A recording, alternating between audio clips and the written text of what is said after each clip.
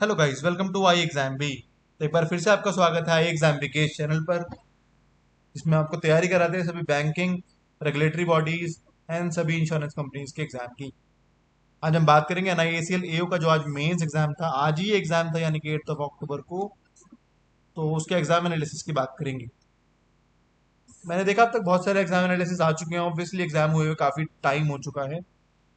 शाम को एनालिसिस करने का मतलब मेरा ये था कि पूरा एक अच्छे से सभी बच्चों का अटेम्प्ट, डिफरेंट टेलीग्राम ग्रुप्स में उनकी क्या बातें हो रही हैं, मेरे जो टेलीग्राम ग्रुप्स हैं, हमारे जो आई एग्जाम के टेलीग्राम ग्रुप्स हैं, उनमें उनकी क्या बातें हो रही हैं, हमारे स्टूडेंट्स का क्या फीडबैक है, ये सब चीज़ें कलेक्ट करने के बाद अब हम कर रहे हैं इसका एग्जाम एनालिसिस।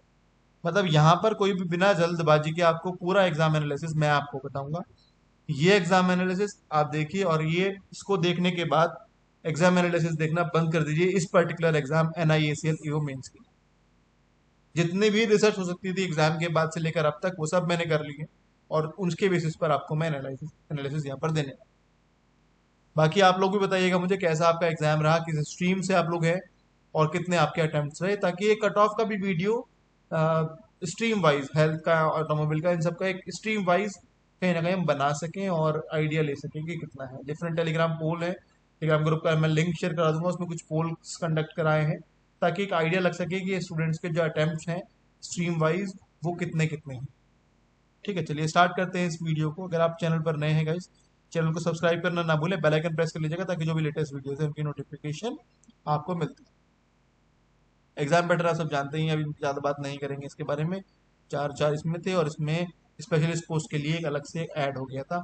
ये जो ऐड हुआ इसने आज सबको बहुत ही ज़्यादा, मतलब एक तरीके से परेशान किया है, वुड से प्रॉब्लम में थोड़ा सा लाया है ये सेक्शन। जर्नलिस्ट वालों के लिए अलग तरीके से बात करेंगे, स्पेशलिस्ट के लिए अलग तरीके से बात करेंगे। ठीक है, चलो सबसे पहले देखते हैं सेक्शन वाइज लेवल क्या रहा है एग्जाम का। पहले मैं रीजनिंग की बात करूं तो रीजनिंग जो, देखो, जो दो तरीके से बात करेंगे, जर्नलिस्ट के लिए और स्पेशलिस्ट के लिए, अलग अलग तरीके से बात करेंगे। जर्नलिस्ट के लिए जो ये रीजनिंग रहा, ये मॉडरेट लेवल। स्पेशलिस्ट के लिए जो रीजनिंग रहा वो कहीं ना कहीं मॉडरेट से थोड़ा सा मॉडरेट टू डिफिकल्ट साइड। अलग अलग बात करें क्योंकि कंपैरिजन नहीं है। एक जनरल स्टूडेंट का, जो कि जर्नलिस्ट पोस्ट के लिए जो स्टूडेंट है वो सभी एग्जाम्स की तैयारी करता है, जिसमें कि क्वांट, रीजनिंग, इंग्लिश पूछी जाती है, और पूरे साल में वो काफ़ी सारे फॉर्म्स फिल करता है, including bank PO examination, clerk, और भी एग्जामिनेशन आते रहते हैं। जबकि जो स्पेशलिस्ट पोस्ट वाले हैं, स्पेशली उनमें भी स्पेशली हेल्थ और ऑटोमोबाइल की अगर मैं बात करूं, तो उनको तो हार्डली कोई एग्जाम देखने को मिलता है पूरे साल।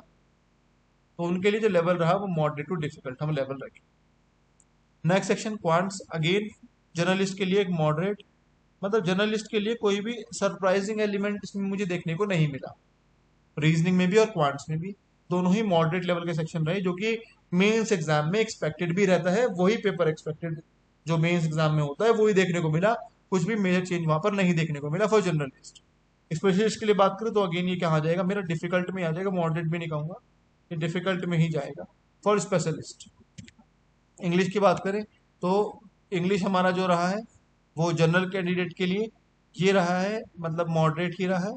और इंग्लिश जो है वो है, जो स्पेशलिस्ट है उनके लिए भी गाइस मॉडरेट ही रहा है, क्योंकि इंग्लिश एक तो पहली बात रीडिंग पार्ट है, मेनली इसमें रीडिंग पार्ट रहता है बैंकिंग एग्जाम्स में, तो इतनी ज़्यादा प्रॉब्लम स्पेशलिस्ट वालों को भी नहीं आ पाई होगी। ये एक ही ऐसा सेक्शन है जिसमें कि राहत मिल रही है हमें देखने को। ये कहीं ना कहीं हमें राहत देने वाला सेक्शन रहा। जीए की बात करें तो करंट अफेयर्स बेस्ड था पूरा, तो इसका कोई लेवल मैं नहीं बताऊंगा, easy model current affairs based था।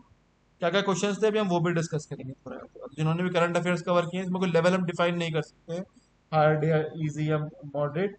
जिन्होंने जिस लेवल की पढ़ाई की है, अगर किसी ने current affairs last last 4-5 months के अच्छे से किए थे, है ना, 4-5 मंथ्स के अच्छे से किए थे, तो उनको ये सही लगा होगा, डुएबल लगा।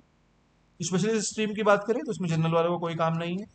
बात करते हैं स्पेशलिस्ट पोस्ट वालों के लिए, तो ये हमें थोड़ा सा, क्योंकि एक तो देखो सिलेबस जो है वो डिफाइन नहीं। हालांकि जो हमारी क्लासेस हुई थी अभी कुछ दिनों पहले, मेरे जो स्टूडेंट्स हैं जिन्होंने हमसे तैयारी की है, उनको ये चीज़ मैंने बोली हुई थी। इवन एक वीडियो भी थी लास्ट मिनट टिप की, आप देख सकते हैं इस चैनल पर।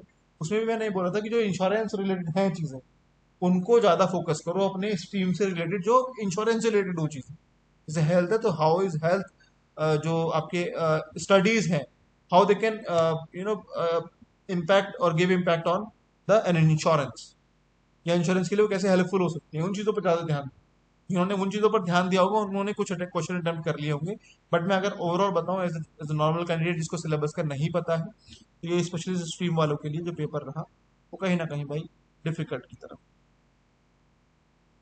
मतलब सिलेबस के बाद कंप्लीट करना नहीं था आसान। आईटी लॉ वालों के लिए भी ये चीज़ थोड़ी सी प्रॉब्लमेटिक देखी गई। हालांकि जो आईटी और लॉ वाले स्टूडेंट्स हैं ना, उनको कहीं ना कहीं कुछ एग्जाम्स देखने को मिल जाते हैं। आईबीपीएस एसओ एग्जाम कराता है, हर साल एग्जाम होता है। सेबी हो गया, है ना, और भी अलग अलग एग्जाम्स नाबार्ड वगैरह रहते हैं, आरबीआई के भी रहते हैं। इनके लिए आईटी और लॉ वालों के लिए कहीं ना कहीं एग्जाम्स निकलते रहते हैं, जैसे भी यूआईएसी आया, एनआईएसीएल ने निकाल दी, वो तो निकलती ही रहती है, तो वो कहीं ना कहीं टच में रहते हैं, है ना। लेकिन बात करूँ हेल्थ और ऑटोमोबाइल की, जो कि और फाइनेंस, फाइनेंस के भी कम ही पोस्ट मिलती है हमें देखने को, तो इनके लिए थोड़ा सा पेपर जो है वो डिफिकल्ट साइड रहा, स्पेशल स्ट्रीम की भी अगर बात करें। बाकी आप लोग बताना आपकी क्या डिफरेंट ओपिनियन है इसके बारे में। ये था सेक्शन वाइज लेवल क्या रहा। आगे बात करते हैं देखो टॉपिक्स की। तो पहले रीजनिंग की बात करें, तो रीजनिंग में देखो हमें जर्नलिस्ट के लिए 50 क्वेश्चंस में मिले हमें टोटल, जिसमें कि floor based puzzle with variable 5 मिले, एक्सपेक्टेड था। Mains exam uncertain number of person with variable, बिल्कुल एक्सपेक्टेड है मेंस एग्जाम के लिए 5 questions. Month based puzzle scheduling puzzle में आता है हमारा 5 क्वेश्चंस, तो 15 questions puzzles and sitting arrangement से देखने को मिले। इसके बाद जो हमारा क्रिटिकल रीजनिंग का पार्ट रहता है हमेशा से इंपॉर्टेंट है, मेंस एग्जाम में ही पूछा जाता है, प्रीलिम्स में आता ही नहीं है। हमेशा से फोकस करने के लिए आपको कहा जाता है। इसके हमें 10 क्वेश्चन देखने को मिले। एक्सपेक्टेड थे कि 7 to 8 मिले, बट उन्होंने 10 रखे, तो मेंस है भाई, बनता है इतना रखना। इसके अलावा मशीन इनपुट आउटपुट हमें प्रीलिम्स में नहीं देखने को मिलता, मेंस में देखने को मिलता है। वही हमें हुआ 5 क्वेश्चन इसके देखने को मिले, 15 ये और 15 ये। इसके अलावा भाई ब्लड रिलेशंस का एक क्वेश्चन बोला था स्टार्टिंग में ही कि ज्यादा फोकस मत करना डायरेक्शन, और इस पे डायरेक्शन देखो पूछा ही नहीं गया है। इनइक्वालिटी के 5 क्वेश्चन आने हैं, सिलॉजिज्म के 5 क्वेश्चन आए। मिसलिनियस के 9 क्वेश्चन हमें देखने को मिले। बहुत अच्छा वेटेज लेके आया मिसलिनियस, यहाँ पर कुछ लोगों ने अच्छी पकड़ यहाँ पर क्वेश्चन किए हुए। अच्छे अटेम्प्ट क्या रहे अभी आगे बताता हूँ। ये रीजनिंग का था। क्वांट्स की बात करें, क्वांट्स में अप्रोक्सीमेशन देखने को मिला 5 क्वेश्चन का। एक्सपेक्टेड नहीं था लेकिन देखने को मिला, और लेवल भी ठीक था, ज्यादा हार्ड नहीं था। रॉन्ग नंबर सीरीज थी, missing number series comparatively easy रहती है। रॉन्ग नंबर सीरीज एग्जामिनर ने चूज किया considering it to be a mains examination, तो फिर ठीक है, बनता है, ठीक है। फिर quantity based Q1 Q2 quadratic equation अलग से नहीं पूछा गया, Q1 Q2 की फॉर्म में पूछा गया, ठीक है। तो अच्छा खासा, तो अच्छे रहते हैं क्वेश्चन। डेटा सफिशिएंसी अच्छा, ये रीजनिंग में भी एक्सपेक्टेड था बट वहां नहीं देखने को मिला, बट यहाँ पर देखने को मिला, बिल्कुल मेंस का है। डीआईएस की बात करें तो डबल पाई चार्ट, अच्छा खासा डेटा हो गया, बार ग्राफ प्लस टेबल एक में ही। और इसके अलावा हमारा लाइन ग्राफ और केसलेट डीआईएस, ये चार हमें डीआईएस के सेट देखने को मिले। केसलेट डीआई के 2 ही क्वेश्चन थे, बाकी सबके 5 5, यानी कि 17 मार्क्स के हमें डीआईएस देखने को मिली, और 13 मार्क्स के हमें अरिथमेटिक के क्वेश्चन देखने को। 17 + 13 ये 30 मार्क्स का जो हमारा, जिसे हम क्वांट्स में डीआई प्लस अरिथमेटिक रहा, और इसके अलावा जो अदर टॉपिक्स हैं वो हमारे यहाँ पर 20 मार्क्स के देखने को हमें मिले, ठीक है। ये क्वांट्स का था। बात करें अगर इंग्लिश की, तो इंग्लिश में जो भी चीज़ हमें देखने को मिली, रीडिंग कॉम्प्रिहेंशन एम्प्लॉयमेंट पे बेस्ड था, 12 क्वेश्चन देखने को मिले, इसमें कि 2 क्वेश्चन वो कैब बेस्ड भी थे। कॉलम बेस्ड मैचिंग्स होते हैं 4 क्वेश्चन, एरर डिटेक्शन के 5 क्वेश्चन, क्लोज टेस्ट के 5 question, word rearrangement, sentence rearrangement, ये वर्ड रीअरेंजमेंट बोल दिया फिर वर्ड स्वैप बोल दो, इसके हमें 5 क्वेश्चन, और सेंटेंस रीअरेंजमेंट के 5 क्वेश्चन। मिसलिनियस के 14 क्वेश्चन हमें देखने को मिले, छोटे छोटे क्वेश्चन थे, वर्ड यूसेज था, है ना, और एक दो तरीके के और थे, फिलर्स थे, है ना, ये सब चीज़ हमें 14 क्वेश्चन इस तरह के देखने को मिले। तो कुछ भी अलग से कुछ नहीं मिला, जो कि जनरल रहता है वही हमें इंग्लिश में देखने को मिला। इवन इंग्लिश थोड़ा सा राहत देने वाला सेक्शन था। जीए की बात करें तो ये कुछ क्वेश्चन हैं जो मुझे मिले हैं आप लोगों से ही। चंद्रयान 1 के बारे में पूछा गया, एसडीएफसी का मर्जर एक साइट के साथ, रामसर साइट के बारे में, है ना। एशियन गेम्स का थीम पूछा गया, 17 नंबर साइट थी एशियन, ये 75 ऊपर लिख लेना। एशियन गेम्स का जो लो वो था, क्या नाम है, थीम या फिर क्या बोलते हैं स्लोगन, वो पूछा गया। और श्योरिटी बॉन्ड इंश्योर कौन है फर्स्ट, बजाज था। इसके अलावा देख सकते हैं BI स्टैंडर्ड आईएसओ के बारे में पूछा गया, आईडीएफसी फर्स्ट के बारे में पूछा गया, है ना। कंज्यूमर प्रोटेक्शन 2019 एक्ट के बारे में पूछा गया। स्टैटिक के भी कुछ क्वेश्चन यानी कि देखने को मिले। नासा 1977 मिशन का क्या नाम है ना। और इन स्पेस के करंट चेयरमैन कौन है, न्यूज में था। महारत्ना में कौन सी कंपनी नहीं है, स्टैटिक का पार्ट हो गया, है ना। इंश्योरेंस का स्टेक कितना है ना, ये पूछने का मिला। भरोसा बीमा करंट में था। फीफा में रनर अप कौन सी टीम रही, करंट का टॉपिक था। और France Maruti Suzuki maximum medals 2018 Delhi में रेसलिंग में। एशियन गेम्स चल रहे हैं तो करंट से रिलेट करेंगे इसको, ज़्यादा पुराना नहीं current. Rocketry movie prize, Malabar exercise में से कौन सी कंट्री नहीं थी, ऑस्ट्रेलिया इसका आंसर था। ठीक है, इसके अलावा पॉपुलेशन टॉप 5, इस तरीके से क्वेश्चंस, मतलब करंट अफेयर्स से ज़्यादा थे। करंट अफेयर्स प्लस स्टैटिक दोनों ही देखने को मिला, है ना, दोनों ही हमें देखने को मिला, करंट अफेयर्स भी और स्टैटिक जीके दोनों ही देखने को मिले। फाइनेंस रिलेटेड ऐसा कुछ नहीं मिले, है ना। इंश्योरेंस के कुछ क्वेश्चन जरूर मिले हैं, देख सकते हैं। तो कुल मिला के करंट अफेयर्स, स्टैटिक और हमारा इंश्योरेंस, तीनों के ही क्वेश्चन हमें देखने को मिले हैं यहाँ पर जीए वाले सेक्शन। ठीक है, बात करते हैं देखो गुड अटेम्प्ट्स की। मैं रीजनिंग में बात करूँ तो गाइज मैं बात करूँ 50 में से, तो दोनों के लिए देखो अलग अलग बात करें। दोनों क्या, मैं इसमें तीन चीजें बनाऊंगा देखो। तो मैं बनाऊंगा जर्नलिस्ट,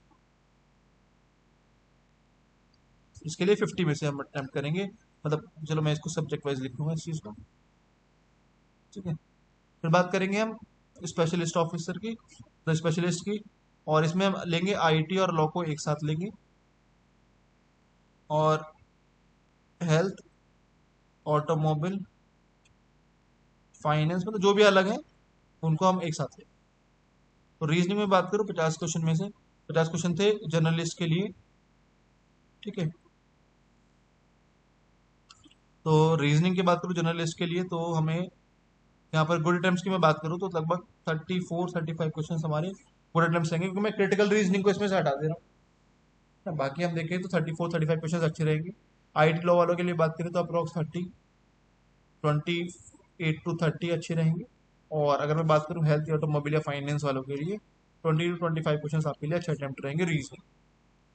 ठीक है, पॉइंट्स में बात करें तो जर्नलिस्ट के लिए सेम मेरा वो है अनुमान की 33 to 35 क्वेश्चन अच्छा अटेम्प्ट रहेगा। 28 to 30 यहाँ पर अच्छा अटेम्प्ट रहेगा, और अगेन यहाँ पर 20 to 25 अगर आपने कर लिए हैं बहुत अच्छी बात है। इंग्लिश बात करें इंग्लिश की तो यहाँ पर अराउंड 35 35 35, मतलब ये अच्छी, सॉरी यहाँ पर तो 40 के अराउंड देखते हैं ना, 40 के अराउंड अगर यहाँ को करें हम, 1 मिनट रुकते हैं, यहाँ पर थोड़ी सी गड़बड़ हो गई। यहाँ पर अगर हम 40 के अराउंड देखें उनके लिए 40 में से है। ठीक है, तो आईटी के लिए तो रीजनिंग में अगर मैं बात करूँ तो वही 24 to 27, और यहाँ पर इसके लिए बात करूँ तो 18 to 20। सेम हमारा क्वांट्स के लिए भी रहेगा 22 to 25, और यहाँ पर बात करें तो 15 to 20 क्वेश्चन अटैम्प्ट के लिए तो अच्छा है। रीजनिंग में अच्छा ही रखेंगे, 30 30 35 इधर रखेंगे, 30 30 इधर रखेंगे। ऐसे जीए के लिए बात करेंगे तो जस्ट बाकी इस तरह के अटेम्प्ट हमारे मतलब बराबर रहे हैं। मैं आपको परसेंटेज में बता दूं तो ज़्यादा अच्छा रहेगा, है ना। परसेंटेज में बता दूं तो थोड़ा सा ज़्यादा अच्छा रहेगा। जर्नलिस्ट हो गया, आईटी और लॉ हो गया, तीन ही चीज़ों में से सेगमेंट रखना अपना, बिल्कुल भी कंपैरिजन मत करना जर्नलिस्ट वालों से, वरना परेशानी होगी। हेल्थ हो गया, और ऑटोमोबाइल हो गया, फाइनेंस हो गया, और अदर सेक्टर। जर्नलिस्ट के लिए रीजनिंग का 70% ठीक है। आईटी लॉ ऑफिसर के लिए हमारा लेके चलेंगे हम 50 to 55%, और यहाँ पर 40 to 45%। सेम परसेंटेज आप क्वांट्स में लेकर चलो, यहाँ पर 65 तक इसको कर सकते हो। थोड़ा सा अरिथमेटिक डीआई थोड़ा सा पड़ जाता है, ठीक है। लेकिन आईटी ऑफिसर के लिए इसको हम 55 to 60 ही रखेंगे, कर लेते हैं, इसलिए मैं इसको लेकर चल रहा हूँ। और अगर बात करें हम इनके लिए तो यहाँ पर भैया ये तो डाउन जाएगा 40 to 45%। इंग्लिश के लिए बात करें तो 60%। अगर एक्यूरेसी, मैं यहाँ पर अटेम्प्ट की बात नहीं कर रहा हूँ, एक्यूरेसी की बात कर रहा हूँ इंग्लिश में। 60% एक्यूरेसी। जीए में लेकर चलें जर्नलिस्ट के लिए 50%, सभी के लिए इसको 50% रखें, कोई भी इसमें कंपेरिजन। स्पेशल स्ट्रीम में अगर आईटी और लॉ वाला, क्योंकि अदर एग्जाम्स में ही पूछा जाता है, तो लेकर चलते हैं कि आपने 70% तक, और यहाँ पर हमारा 35 to 40% अगर आपने कर दिया। आप सब लोग रेस में, ये एनालिसिस है, सुबह से देखा है, बहुत ज़्यादा देखा है, तभी मैं चीज़ों को बता रहा हूँ। बाकी आप लोगों के क्या अटैम्प्ट है आप मुझे बताना, ठीक है, क्या चीज़ें रही हैं। और इसके अलावा डिस्क्रिप्टिव की बात कर लूँ, अगर मैं डिस्क्रिप्टिव की अगर बात करूँ तो डिस्क्रिप्टिव में देखो कोई ऐसे हमारा एक तो इंश्योरेंस बेस था, और एक हमारा वो था कि लर्निंग, हाउ लर्निंग, लर्निंग वाला था, लर्निंग टू मैन कैसे हेल्पफुल है। लेटर था एडिटर को, है ना, एडिटर को लेटर था एक। तो वो जर्नलिस्ट टॉपिक रहे। डिस्क्रिप्टिव में बहुत लोग परेशान हो रहे हैं, 15 कट ऑफ है, क्वालिफाइंग है, चिंता मत करो, हो जाएगा, चिंता मत करो, मिल जाएंगे। अगर 20-30 वर्ड्स कम भी रह गई है ना, चिंता मत करो, मिल जाएंगे इतने मार्क्स, है ना, कोई दिक्कत नहीं है, सबका क्लियर हो जाएगा, चिंता मत करो। ये था गाइस ओवरऑल, परसेंटेज वाइज बता रहा हूँ क्योंकि थोड़ा मार्क्स में यहाँ पे कंफ्यूजन रह गया मुझे। क्लियर परसेंटेज वाइज बता दिया तो आपके लिए ज़्यादा बेटर समझ। ओवरऑल कट ऑफ बात करेंगे, कट ऑफ की वीडियो ला के दूंगा आपको, तो वहाँ से आपको आइडिया लग जाएगा। तो ये था गाइस इस वीडियो में। मिलते हैं फिर किसी नेक्स्ट वीडियो में। आप लोग अपने अटेम्प्ट जरूर बताना, कमेंट सेक्शन में देखना चाहता हूँ आप लोगों के अटेम्प्ट कितने। Thank you for watching the video guys, have a nice day. और हाँ, आईटी लॉ अलग रखना, जर्नलिस्ट अलग रखना, और ये बाकी सेक्टर हेल्थ ऑटोमोबाइल फाइनेंस अलग रखना, बिल्कुल भी आपस में कंपैरिजन मत करना।